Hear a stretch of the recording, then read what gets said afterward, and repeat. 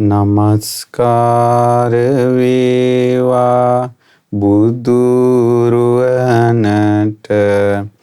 සැමදා බුදු හිමි සරණ යමි. නමස්කාර වේවා ධම්රුවනට සැමදා සදහම් සරණ යමි. නමස්කාර වේවා සංඝරුවනට සැමදා මහා සංඝ සරණ යමි. නමස්කාර වේවා තුනුරුවනට සැමදා තිසරණ සරණ යමි. සාදු සාදු සාදු. අපගේ පරම පූජනීය ගුරු දේවෝත්තම කල්යාණ මිත්‍ර පින්වත් ලොකු ස්වාමීන් වහන්සේට නිදුක් නිරෝගී දීර්ඝායුෂ සම්පන්නියම සැලසේවා. සාදු සාදු සාදු. ශ්‍රද්ධාවන්ත පින්වත්නි, අසිරිමත් සම්බුදු සරණ උතුම් දහම් වැඩසටහන ඔබ අද දවසේ ශ්‍රවණය කරන්නට මේ සූදානම් වෙන්නේ.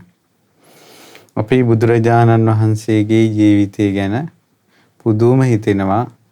ධර්මයට පුදුම විදිහේ පැහැදීමක්, සංඝයා ගැන පැහැදීමක් ඇති වෙනවා මේ තථාගත ශ්‍රී සද්ධර්මයේ කියවනකොට. ඉතින් අදත් ඒ වගේ විස්තරයක් ඔබට අහන්න ලැබෙනවා. අද මේ උතුම් ධර්ම දේශනාව සඳහා දායකත්වයේ දරන්නේ ඉතාලියේ මිලානෝ නුවර පදිංචි පින්වත් පූජිත හඳුන්නෙත්ති මහත්මයා, ඒ වගේම වසන්ති ගුරුනාථ මහත්මිය සහ වත්මී හඳුන්නෙත්ති දියණිය විසින්. ඉතින් අගෝස්තු මාස 20 වන දිනට උපන් දිනය සමරන අනුමී හඳුන්නෙත්ති දියණියට ආශිර්වාද කරන්න තමයි මේ ධර්ම දේශනාව සිද්ධ කරන්නේ. සකල ලෝකවාසී ස්ත්‍රී සද්ධර්මයේ ශ්‍රවණය කරනු කැමැති පෙනැත්තන් හට බුදුරජාණන් වහන්සේගේ ශ්‍රී සද්ධර්මය අහන්ට සලස්වන පින් බලයෙන් මේ අනුමී හඳුන්නෙත්ති දියණියට සියලු ආශිර්වාද රැකවරණේ පවුලේ සියලු දෙනාට සැලසේවා කියන ආශිර්වාදයේ පෙරටු කරගෙන අද අපි ධර්ම දේශනාව ආරම්භ කරනවා. පින්වත්නි, මීට කලින් අපි දහම් වැඩසටහනක ඉගෙන ගත්තා වාසෙට්ට භාරද්වාජ කියන බ්‍රාහ්මණ තරුණයන් දෙදෙනා මුල් කරගෙන ඇතිවෙච්ච දහම් කාරණාවක්. ඒ සූත්‍ර දේශනාවේ නම තේවිජ්ජ සූත්‍රය. ඒ කාරණාවට හේතුව ඒ දෙදෙනා අතර කතාවක් ඇති වුණා බ්‍රහ්ම ලෝකෙට යන්න මාර්ගය කොහොමද? ඉතින් එක්කෙනෙක් පොක්කර සාති බ්‍රාහ්මණයාගේ ශිෂ්‍යෙක්, අනිත් එක්කෙනා තාරුක්ක බ්‍රාහ්මණයාගේ ශිෂ්‍යෙක්. ඔවුන් තම තමන්ගේ ආචාර්යවරුන් කියන මාර්ගයේ හරි කියන තැන හිටියේ. ඉතින් බුදුරජාණන් වහන්සේ බ්‍රහ්ම ලෝකය ගැන කියද්දී ඇහුවා ඔබවත් ඔබගේ ආචාර්යවරුවත් ප්‍රාචාර්යවරුවත් ඔය වේද ලියපු අට්ටක වාමක වෙස්සාමිත්ත යමතග්ගී අංගීරස ආදී ඒ ඍෂිවරුවත් බ්‍රහ්මයා දැකලා තියෙනවද කියලා. ඉතින් කවුරුවත් බ්‍රහ්මයා දැකලා නැහැ. ඊට පස්සේ බුදුරජාණන් වහන්සේ වදාලා මේ පේන ඉර හඳට බ්‍රාහ්මණයෝ වඳිනවා. නමුත් පේන ඉර හඳ හා එක්වෙන්න ඉර හඳ සමග වාසය කරන්නට මාවතක් කියන්න පුළුවන්ද කියලා. මාවතක් කියන්න බෑ. පේන දෙයකටවත් යන්ට මාවතක් කියන්න බැරි නම් නොපෙනෙන බ්‍රහ්මික ගාවට, නොදැක්ක බ්‍රහ්මික ගාවට යන්න පාර කොහොමද ඔය බමුණෝ කියන්නේ කියලා ඇහුවා. ඊට පස්සේ හරි ලස්සනට විස්තර කළා. බමුණෝ දැන් ජීවත් වෙන හැටි, මහා බ්‍රහ්මයාගේ ජීවිතය, ඒතර ඒ ජීවිතයි මේ ජීවිතයි ගැලපෙනවද කියලා. ඊට පස්සේ බුදුරජාණන් වහන්සේ නමක් ලෝකේ පහළ වෙලා මාවත දේශනා කරන හැටි, භික්ෂුන් වහන්සේලා මේ බ්‍රහ්ම ලෝකයේ උපත සිද්ධ කරගන්න හැටි, ඉතින් මේවා ලස්සනට විස්තර කළා. ඇත්තටම තේවිජ්ජ සූත්‍රය අහලා ඒ වාසිට බහරද්වාජ දෙදෙනා ගොඩාක් පැහැදිලා ඒක මුල් කරගෙනම පස්සේ කාලේ පැවිදි වෙනවා. ඒ තේවිජ්ජ සූත්‍රයේ බුදුරජාණන් වහන්සේ මුණ ගැහෙන්න වාසිට බහරද්වාජ දෙදෙනා යන්න හේතුව ඊට කලින් බුදුරජාණන් වහන්සේ මුණ ගැහුණා. මට හිතුණා මේ දේශනාව කරද්දී ඒ වාසිට බහරද්වාජ දෙදෙනා කලින් කොහොමද බුදුරජාණන් වහන්සේට මුණ ගැහිලා තියෙන්නේ කියලා ඒ විස්තරය මේ පින්වතුන්ට කියලා දෙන්න ඕන කියලා. මේ විස්තරය තියෙන්නේ වාසිට සූත්‍රය මජ්ක්‍ධිම නිකායේ.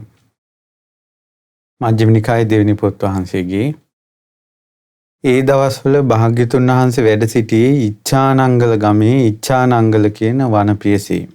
ඒ දිනවල ඉතාමත් ප්‍රසිද්ධ වූ සම්භාවනීය බ්‍රාහ්මණයන් ඉච්ඡානංගල ගමේ වාසය කළා.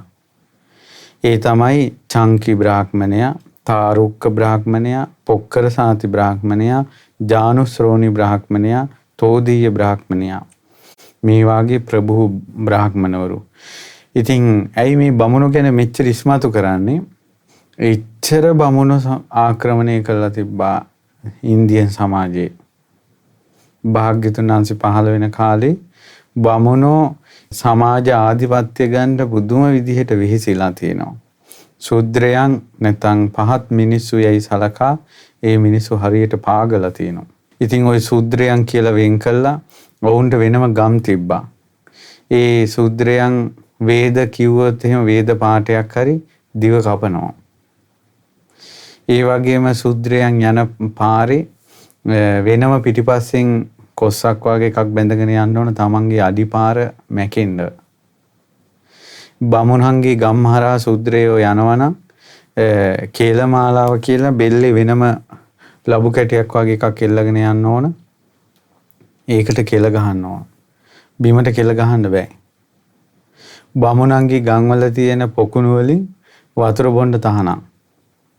බමුණන්ගේ ගම්වල තියෙන පොකුණු වලින් හරක් වතුර බොනවා, සත්තු සීපව වතුර බොනවා. උන්ට තහනම් නැහැ. නමුත් ශූද්‍ර මිනිසුන්ට තහනම්. කියන්නේ සතා සීපාවටත් වැඩිය පහත් කළා සැලකුවා ශූද්‍ර මිනිස්සු. ඉන්දියාවේ මෑතක් වෙනකල්. ඒ කාලේ ගැන කවර කතාවද? මෑතක් වෙනකල්. ඉතින් ඒ ඉන්දියාවේ යම් විදිහකට ඒ තත්ත්වය මෑත යුගයේ වෙනස් කළේ අම්බේඩ්කර්. එතුමා ශුද්‍ර කුලේ ඉපදිච්ච කෙනෙක්. ඉතින් එතුමාට වෙච්ච අසාධාරණකම් මුල් කරගෙන එතුමා ගොඩාක් මේකට විරුද්ධව නැගී හිටියා. මොකද එතුමා ගොඩාක් ඉගෙන ගත්ත කෙනෙක් මේ උගතෙක් විදිහට. ඒකට අද කාලේ ගැන මම කිව්වේ බුද්ධ කාලෙත් බමුණෝ හරියට රජවරු පවා මැඩ පවත්වන විදිහට බමුණෝ කටයුතු කළා. ඉතින් කොහොම හරි අපි බලමු මේ කාලේ වෙලා තියෙන දේවල්. වාසිට තරුණයයි බහරද්වාජ තරුණයයි ඒ දෙදෙනාම බ්‍රාහ්මණයෝ ව්‍යායාම පිණිස සක්මන් කරද්දී මේ දෙන්න අතර කතාවක් ඇති වුණා. ඇත්තටම බ්‍රාහ්මණෙක් වෙන්නේ කොහොමද? උපතින්ද ඔවුන් කරන ක්‍රියාවෙන්ද? ඒතර බහරද්වාජ තරුණයා කිව්වා මව්පිය දෙපාර්ශවයේම පිරිසිදු සුජාත උපතක් තියෙනවා නම් යම්කිසි කෙනෙකුට මුතුන් මිත්තන්ගේ පරම්පරාව යුග 7ක් දක්වා පිරිසිදු ග්‍රහණයකින් යුක්ත වෙන්න ඕන. ජාතිවාදයෙන් බැහැර නොකරන්න ඕන. ජාතිවාදයෙන් නොගහරන්න ඕන. බවත මෙපමණකින් බ්‍රාහ්මණෙක් වෙනවා. ඊ ඉපදුන කුල පරම්පරාවන්ව තමයි බමුණෙක් වෙන්නේ කියලා කිව්වා. වාසිට කිව්වා ඒ වුණාට යම් කලක සිල්වත් වෙනවා නම් යහපත් ගති පැවතුම් තියෙනවා නම් මේකෙන් තමයි බ්‍රාහ්මණෙක් වෙන්නේ කියලා. ඉතින් මේ දෙන්නාට මේක එකින් එක එක්කෙනාට ඔප්පු කරව ගන්න බැරි වුණා. උපතකින් බ්‍රාහ්මණෙක් වෙනවා කියන එක ඔප්පු කරන්නත් බැරි වුණා. ක්‍රියාවෙන් බ්‍රාහ්මණෙක් වෙනවා කියන එක ඔප්පු කරන්නත් බැරි වුණා. ඊට පස්සේ මෙයාලා අතරින් වාසිට කියනවා බහරද්වාජ මේ ළඟ ඉන්නවා ඒ භවක් ගෞතම ශ්‍රමණයන් වහන්සේ. උන්වහන්සේ ශාක්‍ය කුලෙන් නික්මිලා පැවිදි වූ උත්තමී. උන්වහන්සේගේ කීර්ති ഘോഷාව අපි කවුරුත් දන්නවා. උන්වහන්සේ අරහං සම්මා සම්බුද්දයි විද්‍යාචරණ සම්පන්නයි සුගතයි ලෝකවිදු අනුත්තර පුරුෂ ධම්ම සාරති සත්තාදී මනුස්සානම් බුද්ධ භගවා. ඉතින් උන්වහන්සේ බැහැ දකිද්දියන් අපි ගිහිල්ලා අපි දෙන්නගේ අදහස අපි කියමු. ඉතින් යම් අයුරකින් ශ්‍රමණ බවක් ගෞතමයන් වහන්සේ අපිට උත්තර දුන්නොත් අපි දැම්ම තීරණය කරන්න ඕන උන්වහන්සේ කියන දේ අපි පිළිගන්නවා කියලා. මොකද උන්වහන්සේ එච්චරම නුවණින් යුක්තයි. කියන දේ හරියටම කියනවා. ඒතර බලන්න අව්‍යාජ බ්‍රාහ්මණයන් අතර වුණත් අව්‍යාජ අවංක හිත් තියන අයට ඒ බමුණු බන්ධනින් මිදෙන්න බැරි වුණාට බුදුරජාණන් වහන්සේ ශ්‍රේෂ්ඨයි කියන අදහස හිතේ තියෙනවා. දැන් අද කාලේ වුණත් තියෙනවානේ. සමහර වෙලාවට අපි කියමු මහමෙවුනාව කියලා. මහමෙවුනාවෙන් පැහැදිලි පිරිසිදු ධර්මයක් කියනවා කියන අදහස කෙනෙකුගේ හිතේ තියෙනවා. නමුත් එක එක යම් පටු අදහස් එක්ක සමහර වෙලාවට ඒ ධර්මයත් එක්ක ඒ කටයුතුත් එක්ක එකතු වෙන්නේ නැතුව ඉන්න පුළුවන් කෙනෙක්. ඒ වගේ. ඊට පස්සේ මේ බ්‍රාහ්මණ තරුණයන් දෙදෙනා භාග්‍යතුන් වහන්සේ වෙත පැමිණුණා. පිළිසඳර කතා කරලා පැත්තක ඉඳගත්තා. වන්දනමාන කළේ නැහැ. ඊට පස්සේ මේ වාසෙට කියනවා ගෞතමයන් වහන්සේ ආචාර්යවරුන්ගේ පූර්ණ පරීක්ෂණයන්ගෙන් සමර්ථ වූ අපගේ දැනුම ප්‍රතිඥා දෙන ත්‍රිවේදේ පාරප්‍රාද බ්‍රාහ්මණයෝ. ඒ කියන්නේ අපි වේදාන්තර හොඳටම ඉගෙනගෙන ආචාර්යවරු අපිව පරීක්ෂා කළා. මවුන් වේදේ හොඳටම දන්නවද කියලා. ඒ සියල්ලගෙම අපි සමර්ථ වුණා. ඉතින් මම කියනවා මම පොක්කර සාති බ්‍රාහ්මණයාගේ ශිෂ්‍යයෙක්. මේ ඉන්න භාරද්වාජ තාරුක්ක බ්‍රාහ්මණයාගේ ශිෂ්‍යයෙක්. ඉතින් ත්‍රිවේදේ පාරාප්‍රාප්ත වෙලා වේදේ යමක් කියනවාද ඒ සියල්ල පිළිබඳව නිපුණ දැනුමක් පදක ව්‍යාකරණ මන්ත්‍ර ජප අපි සිද්ධ කරලා ගුරුවරුන් හා සමසමයි. ගුරුවරු අපිට කියලා තියෙනවා ඔබ අපි වගේ කියලා. ඉතින් බවක් ගෞතමයන් වහන්සේ දෙවන තමන්ව හඳුන්වලා දුන්නා. හඳුන්වලා දීලා හැබැයි භාග්‍යවතුන් වහන්සේ ජාතිවාදයේ මුල් කරගෙන අපි දෙන්න අතර විවාදයක් ඇති වුණා. මම මේ භාරද්වාජ කියනවා බ්‍රාහ්මණෙක් වෙන්නේ උපතින් ආත්මතු පරම්පරාවක් පිරිසුදු බමුණු කුලයේම වෙන්න ඕන කියලා. මම කිව්වා සීලේනුත් ගුණේනුත් තමයි බ්‍රාහ්මණෙක් වෙන්නේ කියලා. ඉතින් අපිට මේක තේරුම් ගන්න බෑ. අපි භාග්‍යතුන් වහන්සේගෙන් මේක අහන්ටයි මේ ආවේ. ස්වාමීනි භාග්‍යතුන් වහන්සේ හරි පුදුමයි මේ දෙන්නගේ අර පින් බලේ කලින්ම පේනවා. මේ දෙන පස්සේ කාලෙක මහාන වෙනවා මේ සූත්‍රයෙන් නෙවෙයි පස්සේ කාලෙක මහාන වෙනවා මහාන වෙලා අරහත් ත්වයටපත් වෙන මේ සූත්‍ර දේශනාවත් ඉදිරියේ කියලා දෙන්නම් මේ දෙන කොහොමද රහත් උනේ කියලා. කලින්ම අර ඡායාවක් වගේ පේනවා. දැන් බලන්න ලෝවැසි සත්වයා පූර්ණ චන්ද්‍ර මණ්ඩලයේ දුටු කල්ලි දෑත් එක්කොට ඒට වන්දනා කරනවා. එලෙසින්ම අපේ ලෝකයට ඇති එකම ඇස බඳු ගෞතමයන් වහන්සේ වෙත පැමිණිලා ආදරෙන් වන්දනාකට අපි අහනවා ස්වාමීනි භාග්‍යවතුන් වහන්සේ මේකට උත්තර දෙන්න. දැන් මේ ඇත්තෝ තම බමුණෝ. ඊට පස්සේ අහනවා බ්‍රාහ්මණෙක් වන්නේ උපතින්ද නැත්නම් තමන් විසින් කරන ක්‍රියාවෙන්ද මේ ගැන අපිට දැනගන්න කියලා දෙන්න කියලා. දැන් ඊතර මේක කියනකොට අපි ඔය මේ පින්වතුන්ට ධර්මය අහලා තියෙන අයට මතක් වෙන ඇති නජජ්ජාවසලෝ හෝති නජජ්ජා හෝති බ්‍රාහ්මනෝ කම්මනාවසලෝ හෝති කම්මනා හෝති බ්‍රාහ්මනෝ කියලා. උපතින් වසලෙක් වෙන්නෙත් නෑ බ්‍රාහ්මණෙක් වෙන්නේ. කරන ක්‍රියාවෙන් තමයි බ්‍රාහ්මණෙක් හෝ වසලෙක් වෙන්නේ කියන එක. මේක වේද පොත්වල මට මතක හැටියට මනුස්සමුති කියලා තියෙනවනේ මේ බමුණු න්‍යාය ක්‍රමي. එවුන් එක පුදුම විදිහට වෙනස් කරලා තියෙන්නේ. ඒ අය කියනවා ඒක ඇත්ත. උපතින් වසලෙක් වෙන්නෙත් නෑ බ්‍රාහ්මණෙක් වෙන්නෙත් නෑ.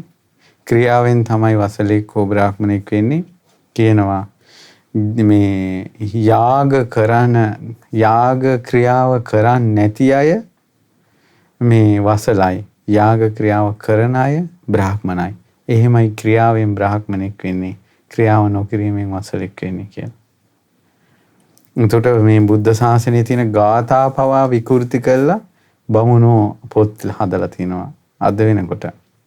ඊට පස්සේ භාග්‍යවතුන් වහන්සේ කියා හිටිනවා වාසිට ඔබට ජාතින් පිළිබඳව අනුපිළිවෙල කියලා දෙන්නම්. දැන් ජාතිවාදයක් නැති වෙලා තියෙන මේ ජාතිවාදී කියලා කියන්නේ වංශේ කුලේ.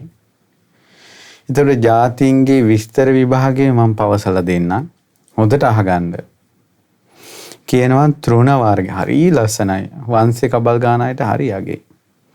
තෘණ වර්ග, වෘක්ෂ වර්ග තියෙනවා. ඒවා තම තමන්ගේ ජාතින් පිළිබඳව වෙනසක් දන්නේ නැහැ. නමුත් ඒ තෘණ වෘක්ෂ අතර සටහන් වශයෙන් උප්පත්ති වශයෙන් ලැබූ එකිනෙකාගේ වෙනස් වූ විවිධාකාර වෙනස්කම් තිබෙනවා. විවිධ ජාතීන් තිබෙනවා. තනකොළ ගස් ඒ අය අහවලා උසස් අහවලා පහත් කියලා ඒ අයට හැංගීම් දැනෙන්නේ නැහැ. ජාතිවාදයක් නැහැ. හැබැයි ඇත්තටම ගස් කොළන් වල වෙනස්කම් තියෙනවා. ඒ වගේම කුරා කුහුඹුවන් ඊළඟට කීටයෝ පළඟැටියෝ ඔවුන් දිහා බලන්න. ඔවුන්ගේ වෙනස්කම් සටහන් තියෙනවා. උප්පත්තියෙම ලැබු එකිනෙකාට වෙනස්කම් වූ විවිධාකාර වෙනස්කම් තියෙනවා. විවිධ ජාතීන් ඉන්නවා. බලන්නකෝ සතා සිව්පාව එකාට එක වෙනස් කිව්වා. සිව්පාව ගැන බලන්න. ඔවුන් අතර කුඩා සත්තු ඉන්නවා, අති විශාල සත්තු ඉන්නවා. ඔවුන් සටහන් වශයෙන් වෙනස්. උප්පත්තියෙම ලැබු එකිනෙකාට වෙනස්කම් වූ විවිධාකාරකම් තියෙනවා. විවිධ ජාතීන් ඉන්නවා. සතා සිව්පාවගේ කොච්චර වෙනස්කම් තියෙනවද? උදරයේ පාදය කරගත් සත්තු ඉන්නවා. උරංගියෝ, සර්පයෝ. ඔවුන් තමයි දීර්ඝ පිටකින් යුක්ත උරංගියෝ.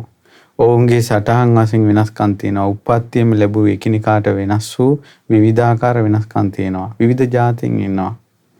ජලයේ බැසගෙන සිටින එහි උපන් මත්ස්‍යයින් දෙස බලන්න. වතුරේ ඉන මාළුවෝ දිහා බලන්න කිව්වා. ඔවුන්ගේ සටහන් වශයෙන් උප්පත්තියෙන් ලැබූ වෙනස්කම් විවිධාකාරකම් තියෙනවා. විවිධ ජාතීන් ඉන්නවා. පියාපත් යානා කොට අහසේ ඇවිදින පක්ෂීන් දෙස බලන්න. ඔවුන්ගේ සටහන් වශයෙන් උප්පත්තියෙන් ලැබූ එකිනෙකාට වෙනස්කම් වූ වෙනස්කම් තියෙනවා. විවිධ ජාතීන් ඉන්නවා. එතකොට ওই ජාතීන් තුල උපතින්ම හටගත් විවිධාකාර වෙනස්කම් බහුල වශයෙන් තිබෙනවා. එහෙත් මනුස්ස වර්ගය අතර උපතින්ම හටගත් විවිධාකාර වෙනස්කම් බහුල වශයෙන් නැහැ නේ. ඔය හතාසි උපාව වගේ මිනිස්සු වෙනස්ද කියලා ඇහුවා. ගස් කොළන් වගේ මිනිස්සු වෙනස්ද කියලා ඇහුවා. එක එක මාළු වර්ග ඉන්නවා වගේ මිනිස්සු වෙනස්ද කියලා ඇහුවා. මිනිස්යන් අතර කෙස්වල වෙනසක් නැහැ කිව්වා. මිනිස්සු අතර දැන් අහවල් කුලේ, අහවල් වංශේ, අහවල් ජාතිය කියලා කිව්වට කෙස්මනේ. හිසෙහි වෙනසක් නැහැ. කන් වල වෙනසක් නැහැ. ඇස්වල වෙනසක් නැහැ. මුඛෙහි වෙනසක් නැහැ. නාසයේ වෙනසක් නැහැ. තොල්වල වෙනසක් නැහැ. ඇහි බැමි වල වෙනසක් නැහැ. බුදුරජාණන් වහන්සේ මේ දේශනා කරන්නේ. බෙල්ලේ වෙනසක් නැහැ. උරහිස් වල වෙනසක් නැහැ. කුසේ වෙනසක් නැහැ. පිටේ වෙනසක් නැහැ. බඩවැල් වල වෙනසක් නැහැ. උරහි වෙනසක් නැහැ. රහස් තැන් වල වෙනසක් නැහැ. මෙවුන්දන් සේවනයේ වෙනසක් නැහැ. අත්වල වෙනසක් නැහැ. පාවල වෙනසක් නැහැ. ඇඟිලිවල වෙනසක් නැහැ. නියපොතු වල වෙනසක් නැහැ. කෙන්ඩාවල වෙනසක් නැහැ. කලවෙහි වෙනසක් නැහැ. හැඩරුවේ වෙනසක් නැහැ. ස්වරයේ වෙනසක් නැහැ. වෙනස් සත්ව ජාතීන් තුල උපතින්ම හටගත්තා වූ වෙනස්කම් මිනිසුන් තුල නැහැ නෙව. මිනිස් ශරීරවල වෙන් වශයෙන් දැක්ක හැකි වෙනස්කම් පෙනෙන්නට නැහැ. නමුත් මිනිසුන් අතර ව්‍යවහාරයේදී හඳුනා ගැනීම පිණිස වෙනස්කම් ඇතැයි කියනවා. හඳුනා ගැනීම පිණිස එක එක වෙනස්කම් තියෙනවා. උසේ කෙනෙක්, මිටි කෙනෙක්, අරයා මහතයි, අරයා කෙට්ටුයි, අරයා hina වෙනවා, එයාගේ ඇස් ලොකුයි කියලා අර හඳුනා ගැනීම පිණිස එයාගේ ඉරියව් වල අඩුපාඩුකම් අපි කියනවා උස් මහත්කම්. නම් පොදුවේ ගත්තට පස්සේ ඇස් නම් ඔක්කොටම ඇස්, කන් නම් කන්, නහය නම් නහය. ඊට පස්සේ මිනිස්සු අතර යමෙක් කෘෂිකර්මයේ ගව පාලනය ආදීන් ජීවත් වෙනවා නම් පින්වත් වාසෙට ඔහු දැනගන්න ගොවියෙක් හැටියට බමුණෙක් නෙවෙයි. ගොවිතැන් කර කර ජීවත් වෙනවා. එහාට කියන්නේ ගොවියා.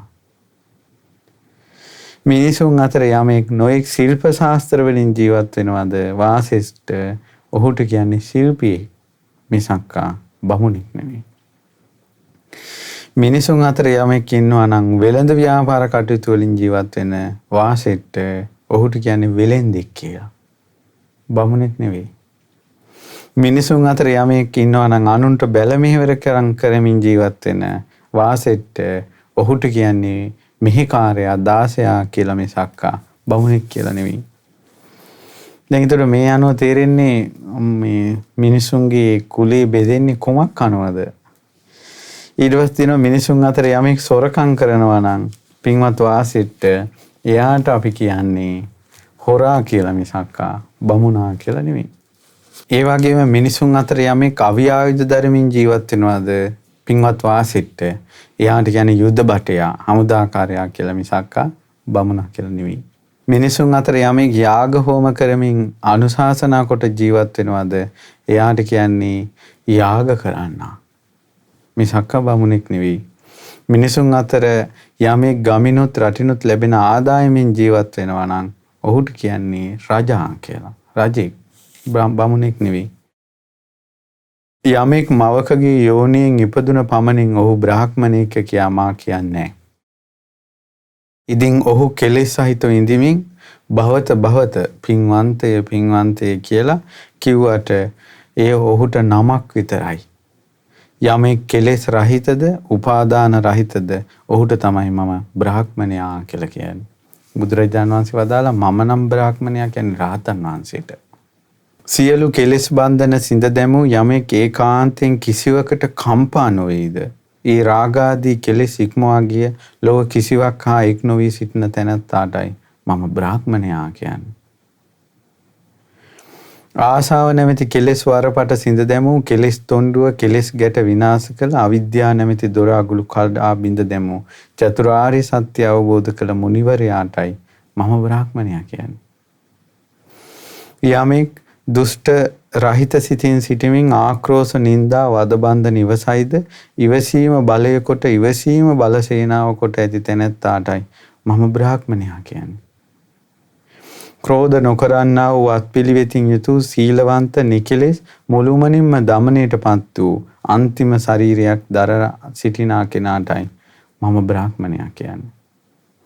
ඒකනේ බුදුරජාණන් වහන්සේ අඟුලිමාලයන්ට මේ අහක යන ගල් වැදිද්දී පොළු අදිද්දී පාත්‍ර කැඩීගෙන සිවුරු ඉරීගෙන ලේ පිරාගෙන පැමිණෙද්දී ඉවසන්ට බ්‍රාහ්මණය කියලා කියන්නේ රහතන් වහන්සේට. කියනවා ක්‍රෝධ නොකරන්නා වූ අත්පිළිවෙතින් යුතු සීලවන්ත වූ නිකලෙස් වූ මුළුමනින්ම දමනයටපත් වූ අන්තිම ශරීරයක් දරා සිටින කෙනාටයි මම බ්‍රාහ්මණයා කියන්නේ.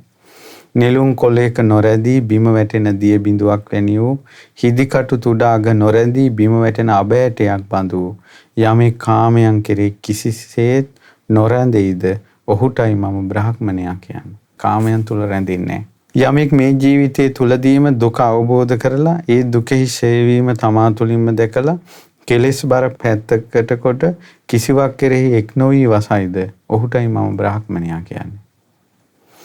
ගැඹුරු ප්‍රඥාවකින් යුතු නුවණැත්තෙක් මඟ නොමඟ දෙකෙහි හසල දැනුමකින් යුතු වේද උත්තම අර්ථය වන අරහත්ත්වයට පැමිණ සිටීද ඔහුටයි මම බ්‍රාහ්මණයා කියන්නේ.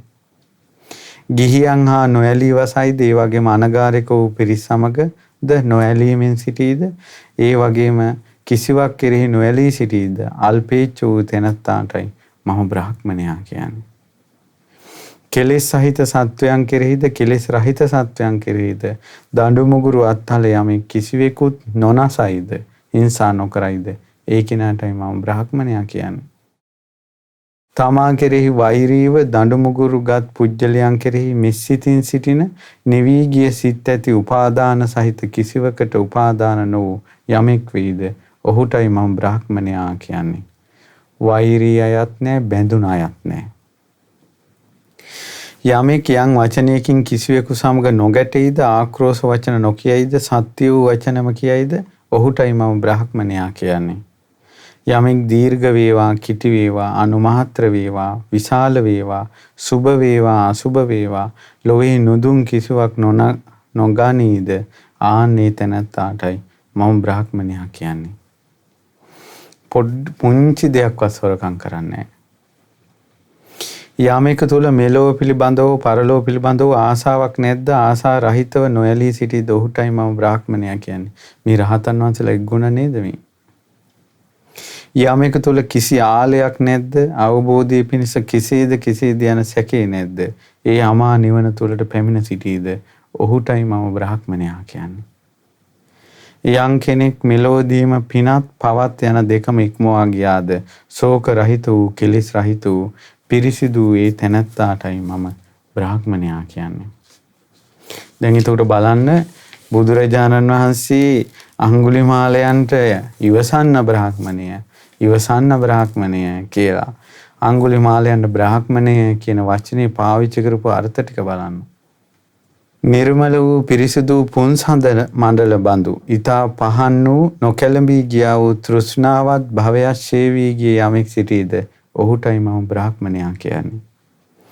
යමෙක් දුක් කරදර සහිත වූ ගමනින් දුෂ්කර වූ මේ සසර තරණය කොට මෝහය ඉක්මවා ගියාද සසරෙන් ඈතර වුණාද ධ්‍යාන වඩයිද කෙලෙස් රහිත වූ සැක රහිත වූ උපාදාන රහිත වූ නිවි ගියේ තැනැත්තාටයි මම බ්‍රාහ්මණයා කියන්නේ. ඒතර බ්‍රාහ්මණයා කියන එකේ අර්ථ. ඒකට ඒ කාලේ බමුණෝ අපි බමුණෝ කියලා පූර්ණ නූල දාගෙන සමාජයේ එක එක දර්ශන දාගෙන යද්දී බුදුරජාණන් වහන්සේ මේ වගේ විස්තර කරනකොට ඒ සමාජයේ සැලී ගියා. ඒ කරුණ සහිතයිනේ. ඊට පස්සේ කියනවා යමෙක් මෙහිදීම කාමයන් අත්හැර අනගාരികව පැවිදිව කාම භව සියල්ල ෂය කරන ලද්දේ දාන්නේ තැනැත්තාටයි මම බ්‍රාහ්මණයා කියන්නේ. ඊට පස්සේ තෘෂ්ණාව ප්‍රහාණය කොට අනගාരികව පැවිදිව තෘෂ්ණා භව සියල්ල ෂය කරන ලද්දේ දාන්නේ තැනැත්තාටයි මම බ්‍රාහ්මණයා කියන්නේ. යමෙක් මිනිස් ලෝව බැඳෙන කෙලෙස් අත්හැර දිව්‍ය ලෝව බැඳෙන කෙලෙසුන් අත්හැර ඒවා ඉක්මා ගියේද සියලුම ක්ලේශයන්ගෙන් නිදහස්ව ඒට නොඇලී සිටියේද ඔහුටයි මම බ්‍රාහ්මණයා කියන්නේ.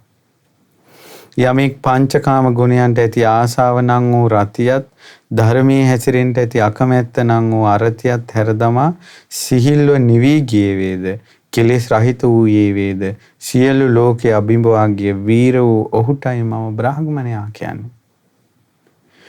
යමෙක් සත්වයන්ගේ චුතියත් උපතත් ਸਰව ප්‍රකාරයෙන්ම දන්නවද ඒ කිසිවකට නොඇලුණු සුගත වූ ආර්ය සත්‍ය අවබෝධ කළා වූ ඔහුටයි මම බ්‍රාහ්මණයා කියන්නේ. යමෙක් උපදින්නේ කොහිද කියා දිව්‍ය ගහන්ධර්ව මනුෂ්‍ය ආදී කිසිවෙකුට සොයාගන්න බැයි නම් එබඳු කීනාසව අරහත්වයට පත් වෙනත්තාටයි මම බ්‍රාහ්මණයා කියන්නේ. යමෙකුට අනාගතය පිළිබඳව අතීතය පිළිබඳව වර්තමානය පිළිබඳව කිසි බැඳීමක් නැද්ද? කිසිවෙකුට නොබැඳුන කිසිවෙකුට උපාදාන නොවන ඔහුටයි මම බ්‍රාහ්මණයා කියන්නේ. ශ්‍රේෂ්ඨ වූ උත්තම වූ මහ වීරිය ඇති මහ ඍෂි වූ මරසෙනඟ පරඳවා දිනන ලද්දා වූ කෙලෙස් රහිත වූ කෙලෙස් සෝදාහාර ආර්ය සත්‍ය අවබෝධ කළ ඔහුටයි මම බ්‍රාහ්මණයා කියන්නේ. ඒතර බ්‍රාහ්මණයා කියන එක කොච්චර විස්තර කරනවද? යමෙක් පෙරවිසූ කඳපිලිවල දනීද ස්වර්ගයත් අපායත් දකීද ඒ වගේම ඉපදීම ෂය කොට නිවනටපත් වූයේ වෙයිද ඔහුටයි මම බ්‍රාහ්මණයා කියන්නේ. මේ ලෝකේ නොඑක් නාම ගෝත්‍ර ඇද්ද මේවා සාමාන්‍ය ලෝකයා විසින් කල්පනා කොට තබන ලද ව්‍යවහාරික නම් විතරයි. ඒ තැන්වලදී ඒ අය හඳුනා ගන්නටයි මේ නම් කල්පිතව ගොඩනගන්නේ කියනවා. හරියට බ්‍රාහ්මණයා කියනවා නම් වාසෙට ওই විදිහට තමයි කියන්න තියෙන්නේ. නමුත් අද කාලේ මිනිස්සු මේ බමුණෙක් මේ රජ කෙනෙක් මේ ගොවියෙක් කියලා මිනිස්සු හඳුනා ගන්න ව්‍යවහාර පාවිච්චි කරනවා කල්පිත ගොඩනගාගත්ත දේවල්. ඊට පස්සේ කියනවා නමුත් දීර්ඝ කාලයක් මුළුල්ලේ මේ නම් ඇසුරේ මිනිස්සු තුල මුල් බැසගත් විවිධාකාර දෘෂ්ටීන් තිබෙන බව වුන් දන්නේ නැහැ. ඒ නොදන්නා නිසාම වුන් කියනවා බ්‍රාහ්මණෙක් වෙන්නේ උපතින් කියලා. ඒතකොට මේවා කිඳා වැසගත්තට පස්සේ හිතවලට එයාලා හිතන්නේ ඒ වංශේ උපතින් එනවා. අම්මලා තාත්තලා බමුණෝ නම් ඉපදෙන දරුවත් බමුණෙක් කියලා හිතනවා. අම්මලා තාත්තලා වසල කුලේ නම් ඉපදෙන දරුවත් වසල කියලා කිඳා බැසගෙන ඉන්නවා මිනිස්සු ඒ අදහසෙයි. බුදුරජාණන් වහන්සේ වදාලා උපතකින් බ්‍රාහ්මණෙක් වෙන්නේ නැහැ. උපතකින් අබ්‍රාහ්මණෙක් වෙන්නෙත් නැහැ. බමුණෙක් වෙන්නේ නැහැ, බමුණෙක් නොවෙන්නෙත් නැහැ උපතින්. ක්‍රියාවෙනුයි බ්‍රාහ්මණෙක් වෙන්නේ. ක්‍රියාවෙනුයි බ්‍රාහ්මණෙක් නොවෙන්නේ. ක්‍රියාවෙන් තමයි ගොවියෙක් වෙන්නේ. ඒ දැන් ගොවියෙක් උනේ ඇත්තටම ක්‍රියාව වෙන්නේ. දැන් අපි ගොවිතැන් කරනවා. එතකොට එයා ගොවියා. ඔහුට අපි කියමු ගුරුපත් වීමක් ලැබෙනවා. ඔහුගේ පුතේකට ගුරුපත් වීමක් ලැබෙනවා. එතකොට එයා අපි ගුරුවරයෙක් කියලානේ හඳුන්වන්නේ. ඊට පස්සේ අපි කියමුකෝ ඒ ගුරුවරයා නැටුම් නටනවා. එතකොට අපි කියන්නේ නැටුම් ශිල්පියෙක් කියලා. ඊට පස්සේ කියනවා ඔහු සින්දු කියනවා. එතකොට අපි ඔහු හඳුනන්නේ ගායකයෙක් කියලානේ. ඊට පස්සේ අපි කියමු ඔහු නාට්‍ය ටෙලිනාට්‍ය චිත්‍රපට රංගපානවා. අපි කියන්නේ එයාට නළුවෙක් කියලානේ. එයා ඡන්ද ඉල්ලනවා. අපි එයාට කියනවානේ මන්ත්‍රීතුමා කියලා. එයා ඊට පස්සේ ඇමති කෙනෙක් කියනවා. ඇමතිතුමා කියනවා. අපි කියමු එයා ජනාධිපති කෙනෙක් කියනවා. එයා ජනාධිපති කියනවා. ඉතින් ඒ වගේ ඒ අනුවනේ දැන් පහුගිය කාලේ හිටපු ජනාධිපතිතුමා ඊට පස්සේ කාලයකට කලින් ඔහු ග්‍රාම නිලධාරීතුමා, පස්සේ මන්ත්‍රීතුමා, පස්සේ ඇමතිතුමා, ඊට පස්සේ ජනාධිපතිතුමා, දැන් පාර්ලිමේන්තු මන්ත්‍රීතුමා. ඒ තමන් කරන ක්‍රියාව සහ ඉන්න තැන අනුව නේද? උපතකින් නැහැ මේවා. ක්‍රියාවෙනුයි මේක සිද්ධ වෙන්නේ. දැන් බලන්න එකම තැන නම් කීයක් හැදුනාද එකම කෙනාට කියලා. ඊට පස්සේ බුදුරජාණන් වහන්සේ දේශනා කරනවා ක්‍රියාවෙන් තමයි ගොවියෙක් වෙන්නේ, ක්‍රියාවෙන් ශිල්පියෙක් වෙන්නේ, ක්‍රියාවෙන් වෙළෙන්දෙක් වෙන්නේ, ඒ වගේම කංකරුවෙක් වෙන්නේ ක්‍රියාවෙන්. ඊට පස්සේ සොරෙක් වෙන්නේ ක්‍රියාවෙන්, හමුදාකාරයෙක් වෙන්නේ ක්‍රියාවෙන්, යාග හෝම කරන්නේ ක්‍රියාවෙන්, රජකු වන්නේ ක්‍රියාවෙන්. මේ ආකාරයෙන් පටිච්ච සමුප්පාදය හේවත් හේතු ප්‍රත්‍යයන් තුලින් හට ගැනීම හේතු සිදුවන බව දකින්නා වූ කර්ම විපාකයන් පිළිබඳව දක්ෂ වූ නුවණැත්තන් ක්‍රියාවේ ආයුරින්ම දකිනවා. හේතුඵල ධමයක් තියෙන්නේ. හේතුව මුල් කරගෙන ඵලය හට ගන්නවා. කරන ක්‍රියාව මුල් කරගෙන නාම සංඥා හට ගන්නවා. ඊට පස්සේ ඔවුන්ට සංසාරේ මේ සමාජයෙන් නිന്ദා ප්‍රශංසා ලැබෙන්න තියෙන කර්මානුව ඒ තැන්වල උපදිනවා. ඒ තැන්වල උපදිනවා. ඉතින් ඒ නිසා මේක තේරුම් නුවණින් තේරුම් ගන්න ඕන කියනවා. අපිට සමාජය සම්පූර්ණ වෙනස් කරන්න බෑ. නුවණින් අපි කියමුකෝ අද කාලේ වුණත් අපි කියන දුප්පත් මිනිස්සයා පාගනවා. පොහොසත් මිනිස්සයාටමයි හැමදේම කියලා අපි කියනවනේ. නමුත් ඔහු ධනවත් වෙලා උපදින්නේම සංසාරේ කරපු පිනක් නිසා. එතකොට ඔහු ධනවත් වෙලා උපදින්නේ සංසාරේ දුන්න නිසා, පින් කරපු නිසා. එතකොට දැනුත් සමාජයේ ඔහුට ලැබෙනවා, ඔහුට ප්‍රශංසා කරනවා. දුප්පත් මිනිහා පාගනවා කියනවා. එතකොට දුප්පත් වෙලා උපදින්නේම සංසාරේ නොදුන්න නිසා, බලවත් කුසල් පින් නොකරපු නිසා. එතකොට මේ ජීවිතේ නොලැබීම කෙනෙක් උරුම කරගෙන ඉන්නේ. කර්මානුරූප පැවැත්ම හේතුඵල ධම දකින්න ඕන කියනවා. හේතුඵල ධම. ඊට පස්සේ නොනැති කෙනා මේක දකින්නවා කියනවා.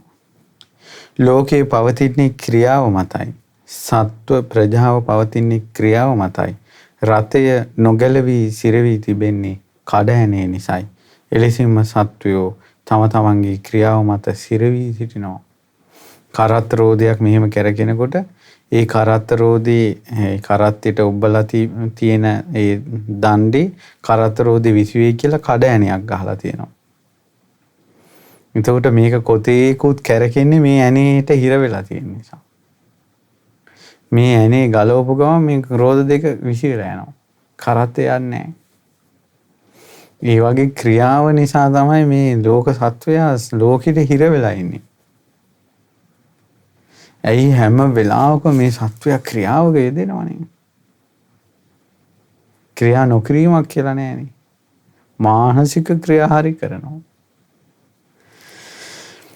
ඊට පස්සේ තපසිනුත් බ්‍රහ්මචර්යාවිනුත් සංවර වීමෙනුත් දමනය වීමෙනුත් යන මේ කරුණ වලින් තමයි බ්‍රාහ්මණෙක් වෙන්නේ. එහෙනම් බ්‍රාහ්මණෙක් වෙන්න තපස් රකින්න වෙනවා. සංවර වෙන්න වෙනවා. දමනය වෙන්න වෙනවා. මේ ක්‍රියාවෙන් යුතු කෙනා උතුම් බ්‍රාහ්මණයෙක්. පුබ්බේ නිවාසානුස්සති ඥානය, චුතූපපාත ඥානය, ආසවක්ඛ්‍ය ඥානය කියන ත්‍රිවිද්‍යාවෙන් යුක්ත වූ ශාන්ත වූ පුනර්භවයේ ශේකරන ලද්දා වූ යමෙක් වේද පින්වත් වාසෙට්ට ඔහුව කරුණු දන්නා නුවණැතියන්ගේ බසින් හඳුනා ගන්න. ඔහු තමයි බ්‍රහ්මයා, ඔහු තමයි සක්‍රයා. දැන් හරි ලස්සන කාරණාවක් තියෙනවා. බුදුරජාණන් වහන්සේ දේශනා කරනවා මේ ඥාන තුන කෙනෙකුට තියෙනවා නම් පුබ්බේ නිවාසානුස්සති ඥානය කියන්නේ පෙර ජීවිත දකින ඥානය. චුතූපපාත ඥානය කියන්නේ සත්වයා උපදින චුත වෙන ආකාරය දකින ඥානය. ආසවක්ඛ්‍ය ඥානය කියලා කියන්නේ කෙලෙස් ඡේ කරපු බව පිළිබඳ තියෙන ඥානය. ඒතර කාටද මේ කියන්නේ? රහතන් වහන්සේට. ඒතර රහතන් වහන්සේට තමයි කියනවා වාසෙට කරුණු දන්නා නුවණැත්තාගේ බස් හඳුනා ගන්න. ඒ රහතන් වහන්සේට තමයි බ්‍රහ්මයා කියන්නේ. සක්‍රයා කියන්නේ කරුණු සහිතව.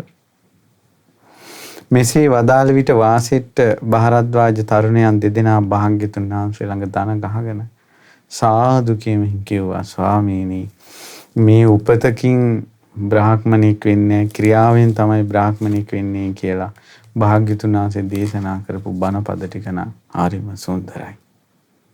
එයාලගේ නුවණ තියුණුයිනේ, කල්පනාව තියුණුයිනේ, ඉක්මනට තේරෙනවා. යමක් කියපු ගමන් ඉක්මනට තේරෙනවා. යටට හැරවිච්ච දෙයක් උඩට හැරෙවුවා වගේ, වහලා තිබ්බ දෙයක් ඇරලා පෙන්වුවා වගේ, අන්ධකාරේ ඇස් ඇති පුරුෂයන්ට රූප බලන්න කියලා පහනක් දෙල්ලුවා වගේ. නොඑක ආකාරයෙන් භාග්‍යතුන් වහන්සේ ධර්මයේ දේශනා කළා. අපි බුදුරජාණන් වහන්සේ සරණ යනවා. ධර්මයේ සරණ යනවා.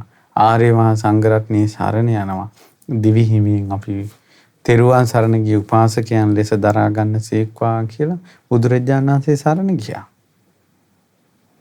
ඊට පස්සේ තමයි මේ දෙන්නාට පස්සේ කාලේ කර මේ බ්‍රහ්ම ලෝකයේ මාර්ගය පිළිබඳව බුදුරජාණන් වහන්සේගෙන් අහන්නේ. ඒ දේශනාවත් අහලා මේ දෙදෙනා මහාන වෙනවා. මහාන වෙලා මෙයාලට සාමණේර ජීවිතයක ඉඳ වෙන්නේ. උපසම්පදා වෙන්න කාලයක් යනවා.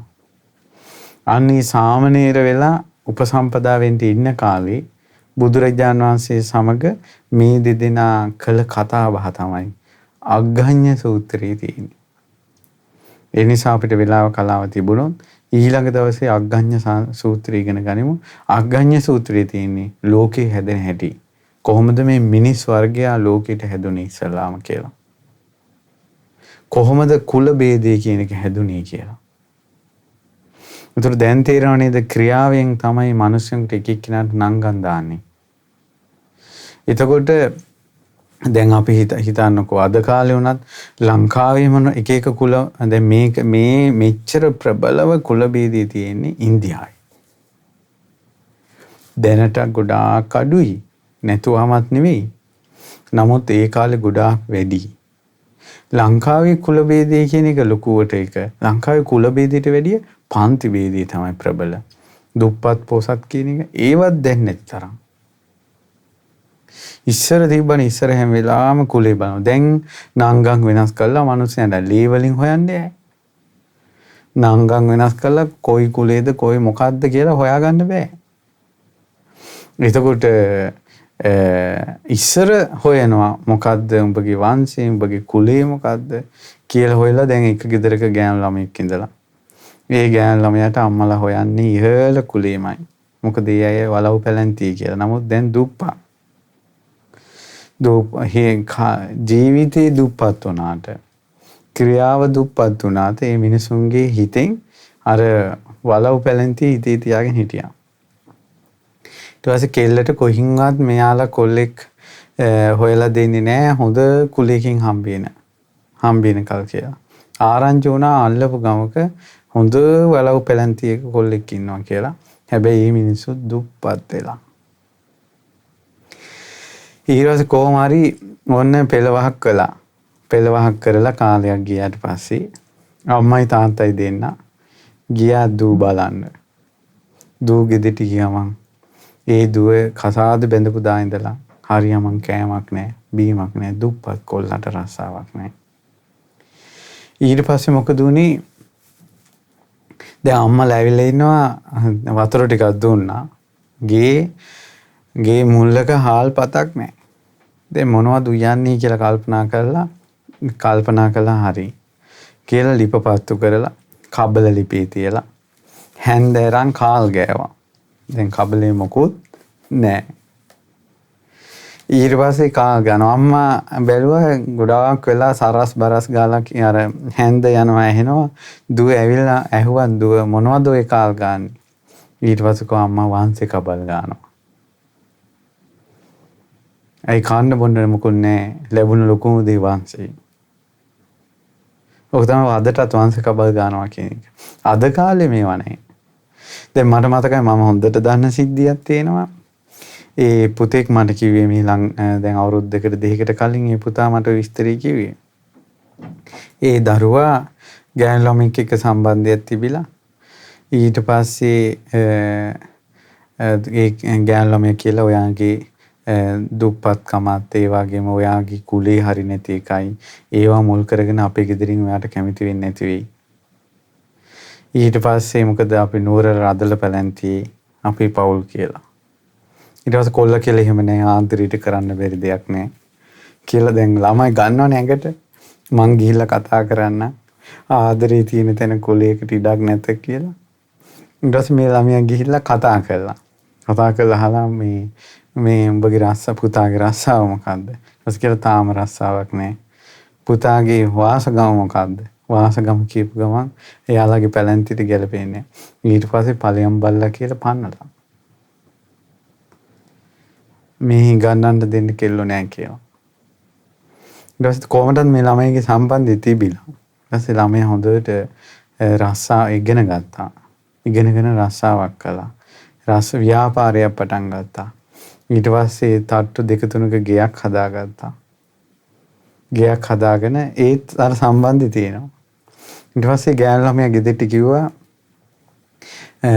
මේ හොඳ කතාවක් නිසා කියන්නේ. ගෑනු ළමයා ගෙදරට කිව්වා අම්මා මං හොඳ ව්‍යාපාරයක් කරන මහත්තයෙක් එක්ක මම සම්බන්ධයක් තියෙනවා. අම්මලා කැමති නම් මං ගෙන්නන්න යන්නම්. අම්මලා ගිහිල්ලා කතා කරන්න කියලා. හා කියලා ගියා. ගිහිල්ලා යනකොට අර තට්ටු දෙක තුනක ගෙදරක වාහන දෙක තුනක් දාලා මිදුලි. ඊට පස්සේ දොර දැන් ගේට්ටුව අරගෙන ගියා. ඊට පස්සේ ඉස්සරහට කවුරුත් ආවේ නැහැ. කිව්වා අම්මා එයා විතරයි ඉන්නේ ගෙදර. යම් බලන්න කියලා. බලනකොට සෝෆා සෙට් එක කකුල අපිට කකුලක් දාගෙන අර කොල්ලා ඉන්නවා. අර ගෙදරින් පන්නපු කොල්ලා. ඒතර සාමාන්‍යයෙන් කොල්ලානේ නැන්දම්මට වඳින්නේ. නැන්දම්ම වැඳලා පුතාට. අනේ පුතා ඔය ගණන් ගන්න එපා ඉස්සරේවා කියලා. කොහොම දැන් වංශේ කොහොමද? හිස් දේවල්. මේ කතාවේ හොඳ පැත්තකුත් තියෙනවා. මේ තමයි සාමාන්‍යයෙන් ওই වගේ ප්‍රශ්න එනකොට ළමයි මානසික වැටෙනවනේ. මානසික වැටිලා අල්ලන්නේ කළ යුතු දේ. තමන්ට සමාජයෙන් පීඩා වෙන්නේ තමන්ට දුප්පත්කම නිසා නම් එයා දුප්පත්කමින් නැගී හිටින්න වීරිය කරන්න ඕන. ඒ පීඩාව එන එක වළක්වා ගන්න ඕන. දැන් අපි ගේක ඉන්නකොට ගේ තෙමෙනවා නම් අනේ මං තෙමෙනවා කියලා මානසික මේ වැටිලා හරියන්නේ නැහැ. ඒතර වහලේ සෙවිලි කර ගන්න ඕන. ජනෙල්ලයක් ළඟ ඉන්නකොට පිනිකඩ හිරිකඩ එනවා නම් අවුවසර ඇතුට එනවා නම් ජනෙල්ලේ වහ ගන්න ඕන. ඒ වගේ අදාළ ප්‍රශ්නෙට උත්තරේ හොයන්න ඕන. නැත්තම් අද කාලේ තියෙන මානසික වැටෙනවා. එතකොට මානසික වැටිලා එයා අමෝතුම වෙලා යනවා. ඒවා කිසිසේත් නොකළ යුතුයි. අනිත් එක අද කාලේ මේවා කිසි දෙයක තේරුමක් නැහැ. මිනිස්සෙක් වැදගත් වෙන්නේම ක්‍රියාවෙන්. ඔහු කරන දේ අනුව. තමන් හොඳට ඉගෙන ගත්තා නම් සමාජය යහපත් වුණා නම් ඒ කෙනාට කවුරුත් විශ්වාස කරනවා. තමන් වැදගත් වුණා නම්. ඒ නිසා හොඳ වැදගත් කෙනෙක් වෙන්න. ඒ වගේම තමයි තමන් වැදගත් නැත්නම් මොන වංශේ වුණත් කවුරුවක් ගරු කරන්නේ නැහැ. මහා ඉහළින් තමන්ගේ වංශය කියාගෙන හිටිය කියලා ගරු කරන්නේ නැහැ.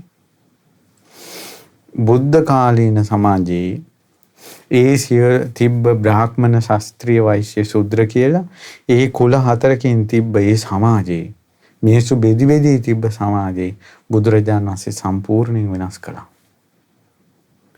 බුදුරජාණන් වහන්සේ සම්මා සම්බුද්ධත්වයට පත් වෙන්න කලින්ම සිහිනයක් දැක්කා.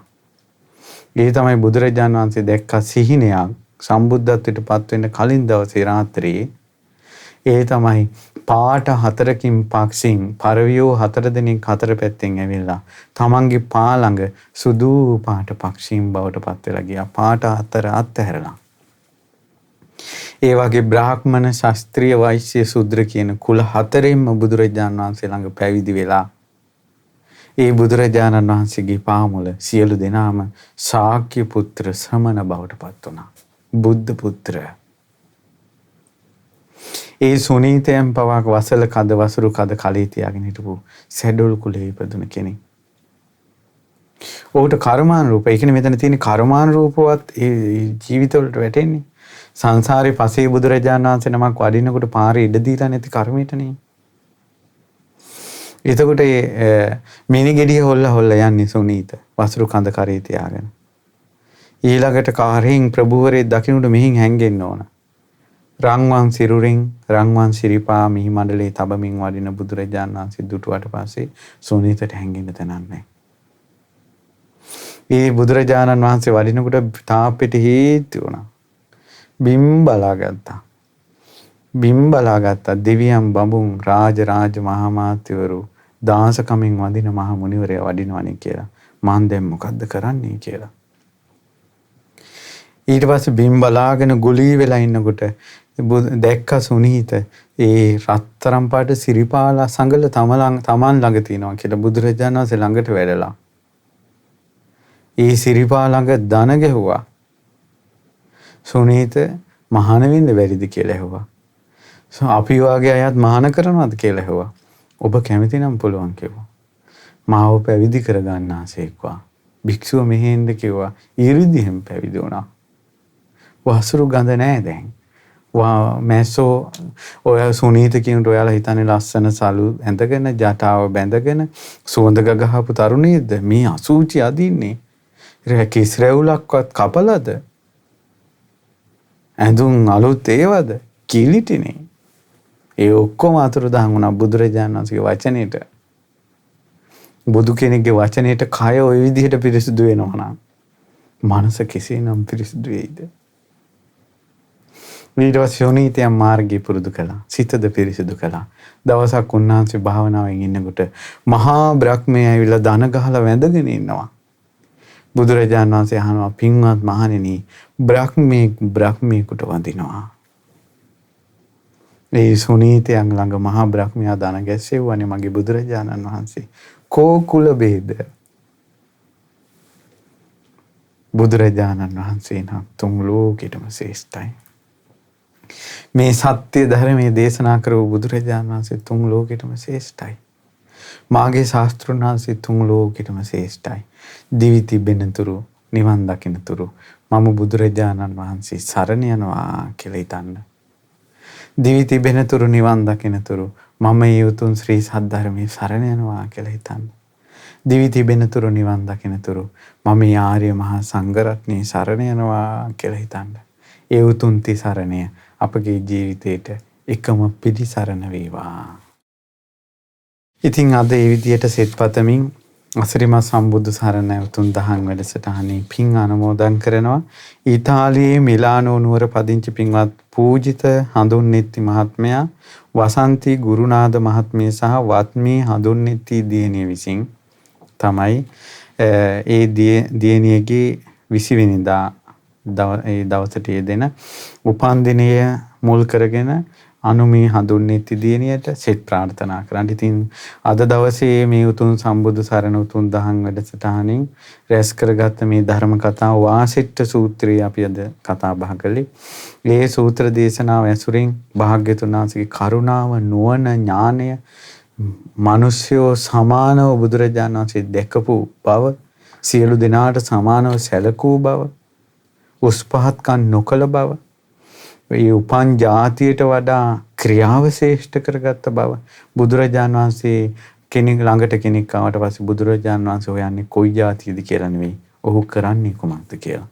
බුදුරජාණන් වහන්සේ ළඟට කෙනෙක් ඇවිල්ලා ඔබ වහන්සේගේ ජාතිය මොකක්ද කියලා බුදුරජාණන් වහන්සේ වදාළ ජාතිය අහන්න එපා. මගෙන් අහන්න ඔබ වහන්සේ මොනවද කරන්නේ කියලා. මං ඒතර මං කරන දේවල් කියන්නම් කිව්වා. ඒකටම පැහැදුනානේ බ්‍රාහ්මණේ. ඒ නිසායි භාග්‍යතුන් වහන්සේගේ අනන්ත ගුණ කඳ අද කතා කළේ. ඒ පින් බලයෙන් අනුමේ සඳුන් නෙති දියණියටත් ඒ පවුලේ සියලු දෙනාටත් නිදුක් නිරෝගී දීර්ඝායුෂ සැලසේවා. ඒ අනුමි සඳුන් නෙති දියණියගේ අනාගත ජීවිතේ සම්බුදු සරණින් සැනසේවා කියලා පින් පමුණවනවා. සියලු දෙවියෝ පින් අනුමෝදන් වෙත්වා, සියලු දෙනා ආරක්ෂා කරත්වා. ඒ වගේ මිය පරලෝකීය ඥාතීන් මේ පින් අනුමෝදන් වෙත්වා. පරලෝ සැපයටපත් වේවා. මේ මිහිරි උතුම් ශ්‍රී සද්ධර්මය අපිට කියලා දෙන භාග්‍යවතුන් වහන්සේගේ අනන්ත ගුණ කඳෙන් පිරි ඒ සොඳුරු නගරයට අපිව කැඳාගෙන ගිය අපේ පින්වත් ලොකු ස්වාමීන් වහන්සේ බුදුරජාණන් වහන්සේ සම්බුදු නගරයට අපි කැඳවාගෙන ගියා. ඒ සම්බුදු රජාණන් වහන්සේ අපිට පෙන්වුවා පින්වත් ලොකු ස්වාමීන් වහන්සේ නිදුක් වේවා, නිරෝගී වේවා, සුවපත් වේවා, දීර්ඝායුෂම ලබත්වා. පින්වත් ලොකු ස්වාමීන් වහන්සේ ඇතුළු සංගරුවනත් අනගාരികා මෑණිවරුණොත් පැවිදි අපේක්ෂක දූපතුණොත් මේ පින් අනුමෝදන් වී ධර්ම අවබෝධයම ලබත්වා. ඉතාලියේ මිලානෝ නුවර පදිංචි පූජිත හඳුන්නිත්ති මහත්මයා වසන්ති ගුරුනාද මහත්මිය වත්මී හඳුන්නිත්ති දියණිය. ඒ වගේම උපන්දිනයේ සැමරුව අනුමී හඳුන්නිත්ති දියණිය. ඒ වගේම සුභාසිනී ස්වර්ණපාලී මෑණියන්ට, ඒ වගේ රමිනී කුරුප්පු මෑණියන්ට නිදුක් නිරෝගී සුවපත් භාවයේ සැලසේවා. මව් දෙමව්පිය ඥාති බන්දු මිත්‍රාදීන්ට මේ පින් අනුමෝදන් වේවා. ශ්‍රද්ධා රූප වාහිනියෙන් ලක්කුරු ගුවන් විදුලියෙන් ධර්මය අහන ඔබ සියලු දෙනාට, ඒ වගේම කාර්ය මණ්ඩලයේ සියලු දෙනාට අපි කාටත් අසිරිමත් සම්බුදු සරණින් සැනසී ගෞතම සසුනේ පිහිට පිළිසරණ ලබා ගන්නට දුක් කෙලවර කරන්න මේ පින් ඒකාන්තයෙන් හේතු වාසනා වේවා. තෙරුවන් සරණයි. නමෝ බුද්ධාය. මෙවැනි වටිනා ධර්මදේශනා නැරඹීමට ශ්‍රද්ධා YouTube චැනලය සබ්ස්ක්‍රයිබ් කර සීනුව ලකුණ ඔබන්න.